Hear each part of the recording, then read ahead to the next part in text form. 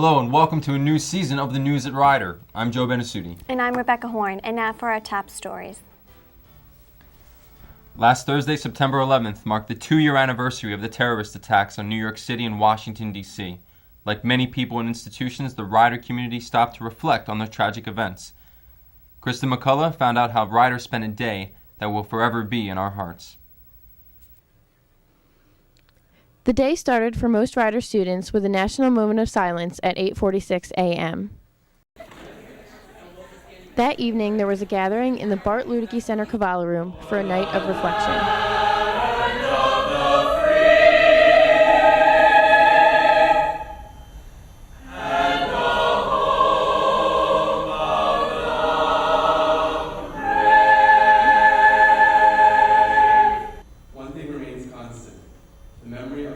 SGA President Ryan Kimball started the night off with his recollection of what he was doing when he heard of the attacks 2 years ago.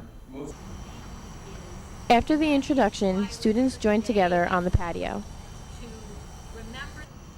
Reverend Nancy Schulter remembered the events of September 11th and shared her story with the group, as did Dean Campbell. There was not a cloud in the sky, and we were preparing for Cranberry Day. Following was a candlelighting ceremony where Reverend Schulter led a song and a prayer. Kimball planned the event to reach out to the Rider community and give support. This evening we had a service just to open it up to students to, again, sing and reflect and share their experiences of the day and, hopefully get a chance to help them move on. September 11th, 2001 will always live in our hearts, and we will continue to honor it. I'm Kristen McCullough reporting for the News at Rider. Starting September 24th, the Lawrence Township Police Department will give Rider students, faculty, and staff the opportunity to learn more about the inner workings of the department through its Citizen Police Academy. The new 6-week course, which is free of charge, will take place at Lawrence Township Police Headquarters through October 29th. The classes will provide an in-depth view into various areas of law enforcement. The Student Government Association's Awareness Day was held on Tuesday, September 16th. Riders, clubs, and organizations benefited from the event by displaying their theme, hoping to appeal to students. Pamela Eng has more. Last Tuesday in the campus mall, Rider University held its yearly event, Awareness Day. It was a chance for Riders, clubs, and organizations to introduce themselves to new members and recruit new students. Melanie Spence, president of the Photo Club, explained some of the benefits of coming to Awareness Day. Awareness Day is great because it gets a lot of people out and, they see the new clubs and organizations like us, the Photo Club, and it shows people what there actually is to do on campus. A variety of clubs and organizations were on hand to answer students' questions and encourage them to join. Dean Mayo spoke about why Awareness Day is a good idea. I think it's a great way for people to find out about a lot of things all in one place so they don't have to roam around. They can pick out their favorite club and get interested. I think it's great. Awareness Day overall was a successful event. Many students were able to find clubs that interested them, and a good time was had by all. This is Pamela Eng reporting for the News at Rider. The controversial and ongoing debate over the legalization of marijuana in the United States made its way here to Rider on Monday. Rob Giorgio has more. Hi, I'm Rob Giorgio, and I'm here in the Bart Ludicky Center, right outside the Bart Ludicky Center Theater, where students are lining up to watch Stephen Hager, the editor in High Times, and hear his reasons why marijuana should be legalized in the United States. On Monday, September 15th, students gathered in the Bart Ludicky Center Theater to hear the ongoing debate about the legalization of marijuana here in the United States. Students got a chance to hear both sides of the debate from Stephen Hager and Bob Stuntman, the former head of the DEA of New York. Stephen Hager offered 5 reasons why he thinks marijuana should be legalized in the United States. It's good medicine. The hemp plant can give us 30,000 different things. It's good so those products would replace petrochemicals. So it's good for the environment. We got to dismantle the prison system, which is out of control in this country. Stop arresting nonviolent drug users and incarcerating them. We got to end the corruption in the drug war by defunding it, and it's part of my culture. Former DEA head of New York, Bob Stuntman, offered many good reasons why marijuana should be illegal in the United States, including the main reason why people get hooked on it. The debate got pretty heated at times, but remained calm. Afterwards, students had a chance to ask questions to both Bob and Steve Hager. Afterwards, students expressed their own opinions. I felt that both sides had good points and bad points. I feel that marijuana should be legal, but it should be just moderated. For the News at Rider, I'm Rob Giorgio. The etchings of Princeton-based artist Judith K. Brodsky will open Rider University's art gallery for the 2003-2004 season. Brodsky's exhibition, Memoir of an Assimilated Family, will open Thursday, September 25th and run through the end of October. Brodsky is scheduled to speak at Rider about her work on Thursday, October 16th. On Tuesday, the Caribbean Food Fest was held in the Bart Ludicky Center pub. Sandra Pasquariello has more. Rider's Organization for Caribbean-affiliated students held their annual Caribbean Food Fest this past week. They enjoyed a wide variety of exotic foods, good music, and great company. So be sure to keep your eyes open for their next fun-filled event. This is Sandra Pasquariello for News at Rider. The Midnight Run is a growing way that Rider students are helping those who are less fortunate. On Wednesday night, students prepared for their trip to New York City by making sandwiches and gathering clothes to give to the needy. A UPS plane made an unscheduled stop in Phoenix, Arizona, after the company received a threatening phone call. According to Sky Harbor Airport, where the plane landed, the United Parcel Service plane departed from Los Angeles and was en route to Louisville, Kentucky, when it made the unscheduled landing. Members of the crew got off the plane safely, and the plane was then searched. As many as 30,000 residents and 75,000 visitors to North Carolina's Outer Banks are being ordered to leave as Hurricane Isabel gets closer.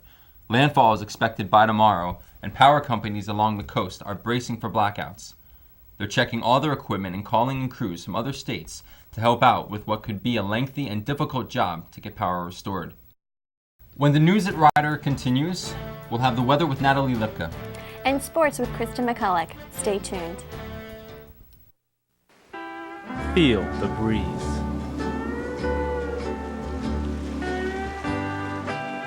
Hear the waves.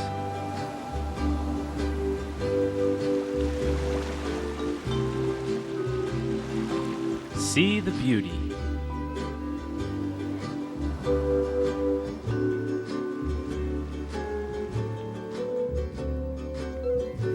Come visit Hawaii.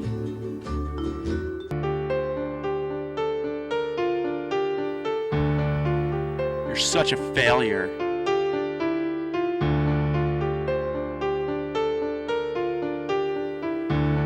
You never call home anymore. What's wrong with you? I can't stand you anymore. We're through. Can't stand it. This pressure's getting to me. I'm so confused.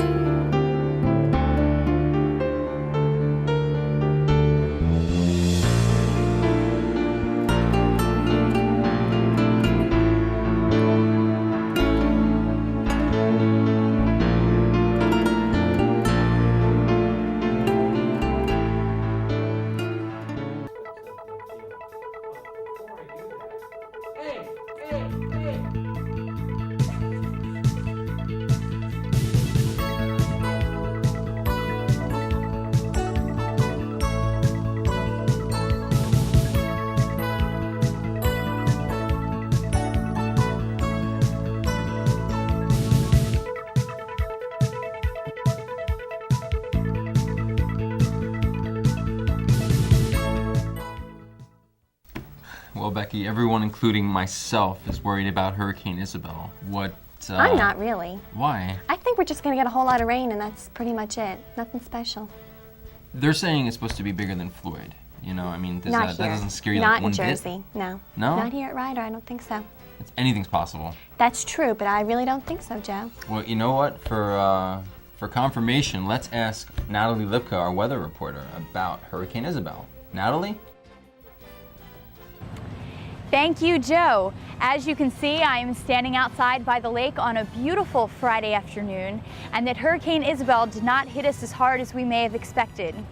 Today is going to be a beautiful day with a high in the 80s, and there may be a chance of scattered thunderstorms this afternoon. Tonight will be partly cloudy with a low of 62. so it looks like it's going to be a great start to a wonderful weekend, so go outside and enjoy it. Now let's look at the 5-day forecast. For the weekend, it's going to be partly cloudy on Saturday with a high of 82 and a low of 56. Sunday will also be mostly sunny with a high of 80 and a low of 55. For our week, Monday, we will see partly cloudy skies with a high of 78 and a low of 58. Tuesday, there may be a chance of rain with a high of 75 and a low of 62. Wednesday will be about the same with a high of 75 and a low of 58 with mostly sunny skies. For the most part, it looks like it's going to be a great week. So back to you, Joe and Becky in the studio. Kristen McCulloch is in the studio now to talk about sports. And Kristen, is the baseball season over? Yes, Joe, the baseball season is almost over. It's crunch time. With the last 2 weeks of the baseball season approaching, the wild card and division races are coming down to the wire. In the National League, the Phillies trailed the Marlins by a game and a half going into Tuesday night's game. It all started in the first inning. Bases loaded, and Mike Lieberthal smacks a base hit to center field, scoring Marlon Byrd and Jimmy Rollins. The score, 2-0 Phils. In the sixth inning, Jim Thome takes Kevin Olson deep with a 2-run shot. That's Thome's 41st homer of the season, bringing the score to 7-0. To the eighth, bases loaded, and Mike Lieberthal at the plate. His third career grand slam brought the final score to 14-0. The Mets faced off against the Cubs in Chicago Tuesday night, where their recent struggles on the base paths continued. Cubs pitcher Mark Pryor was dominating, fanning 13 Mets and only giving up 2 earned runs in 8 2/3 innings. Jay So got the loss, making this the Mets' third straight loss. The final score, 3-2. In the American League, the Yankees kept their stranglehold in the Eastern Division going into the second game of a 4-game set against the Orioles. Scoreless in the top of the fifth. Alfonso Soriano homers off Jason Johnson. That's Soriano's third home run in 2 nights and his 34th homer of this season. Top of the sixth. 2 on, no one out. Hideki Matsui hits a dribbler to B.J. Surhoff. Surhoff throws to Johnson, covering first for the routine out, but first base umpire Fielden Colbreth calls Matsui safe. Top of the seventh. Bernie Williams hits to John Parrish, who throws to Surhoff. It looks as though Surhoff bobbled the ball, but he holds on. Williams is called safe. So on a night of bad calls against the Orioles, the Yankees win 6-3. Football this weekend. The New York Jets will be at New England to face the Patriots at 1 p.m. on Sunday. The New York Giants will face the Washington Redskins in Washington at 4:05 on Sunday. The Philadelphia Eagles have an off week. Rider University graduate Carl Lodenthal signed a contract with the Atlanta Braves organization earlier this summer. Lodenthal was signed after taking part in a tryout in Baltimore. Lodenthal was Rider's career leader in runs scored and stolen bases. He batted .337 last season with 59 hits in 48 games and stole 35 bases in 37 attempts. Lodenthal is the 37th Rider baseball player in the last 33 years to sign a professional contract. The Rider lacrosse and tennis seasons are now getting underway. We'll have more to report on those and other Rider teams next week. Well, Kristen, the Phillies and the Marlins are neck and neck in the wild card race. Who's going to pull it off? I know they crushed the Marlins last night. Yes, they did. The Phillies showed great strength last night, great power. If they can keep that momentum going, I think they have a really good chance. Well, we'll have to wait and see, right? And your Braves are clinching? Oh, they're clinching tonight, so we don't have to worry about them. All right, good luck to all. That about wraps it up for the News at Rider. I'm Joe Benesuti. And I'm Rebecca Horn. We'll see you next week.